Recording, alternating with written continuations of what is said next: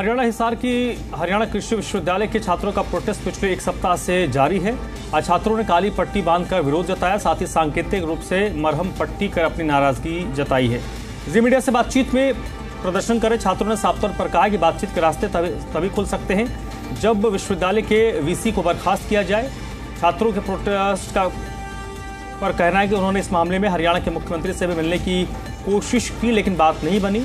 छात्रों का कहना है कि ऐसा नहीं कि स्कॉलरशिप की मांग छोड़ दी गई है, लेकिन फिलहाल पहली प्राथमिकता छात्रों की सुरक्षा है। अब तमाम बातें टेबल पर नहीं, धरना स्थल पर होगी। हिसार के हरियाणा कृषि विश्वविद्यालय के छात्रों की नाराजगी बेशक स्कॉलरशिप के इशू को लेकर भड़की हो, लेकिन फिलहाल इसमें आग लगाने का काम किया जब छात्रों पर लाठीचार्ज हुआ। पिछले एक सप्ताह से हरियाणा कृषि विश्वविद्यालय के तमाम छात्र फिलहाल हरियाणा कृषि विश्वविद्यालय के गेट नंबर 4 पर लगातार अपना प्रोटेस्ट जता रहे हैं। मोहित, क्या बात है हुई जो बात अब तक बन नहीं रही छात्रों और प्रशासन के बीच? सर, हम तो पूरी जी जान से कोशिश कर रहे हैं कि हमारी जो मांगे है वो मानी जाए। छात्र सुबह आ जाते हैं यहाँ पर, रात को भी यहीं सोते हैं। कई छात्र तो चाहे बारिश आए, चाहे आंधी तूफान आ जाए, यहीं रहते हैं सर। हमने सर गवर्नर साहब को भी अपना ज्ञापन दिया है सर। हमने सीएम जी से भी बात करने की कोशिश की, हम रेवाड़ी भी मिलने गए उनसे, गोरखपुर भी मिलने गए।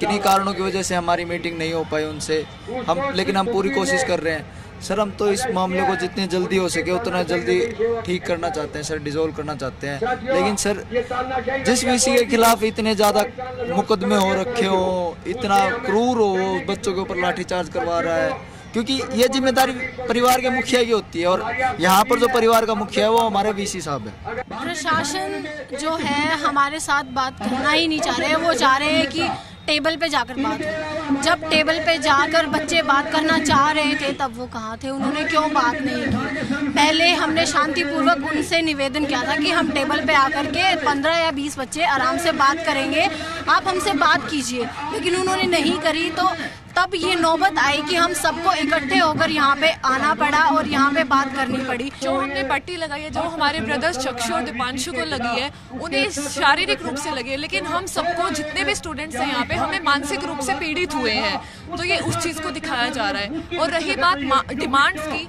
तो जो वीसी का रेजिग्नेशन, उनको बर्खास्त किया जाए। जितने भी एडमिनिस्ट्रेशन ऑफिशियल्स हैं उनको हटाया जाए। धरना तो तभी छूटेगा जब हमारी सारी मांगे मानी जाएंगी, और जो हमारी पहली मांग है वो यही है कि जो वीसी साहब है उन्हें बर्खास्त किया जाए। इसके अलावा कोई बात नहीं होगी। सबसे पहली अब डिमांड हमारी यही है। उसके बाद जो हमारी डिमांड्स है, जो CSO, रजिस्ट्रार और DSW सर हैं और जो भी टीचर्स इस लाठीचार्ज में इन्वॉल्व थे, उन सबको सस्पेंड किया जाए। अब हमारी पहली डिमांड ये है कि एटलीस्ट हमें सुरक्षा तो मिले, कि हम पर कोई इतना जानलेवा प्रहार ना कर पाए।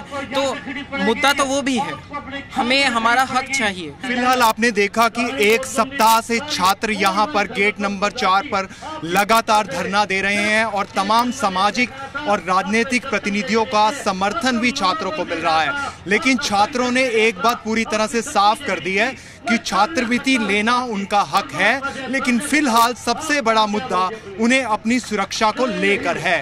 कैमरामैन राजेंद्र शर्मा के साथ मैं शशि नायर, जी मीडिया, हिसार।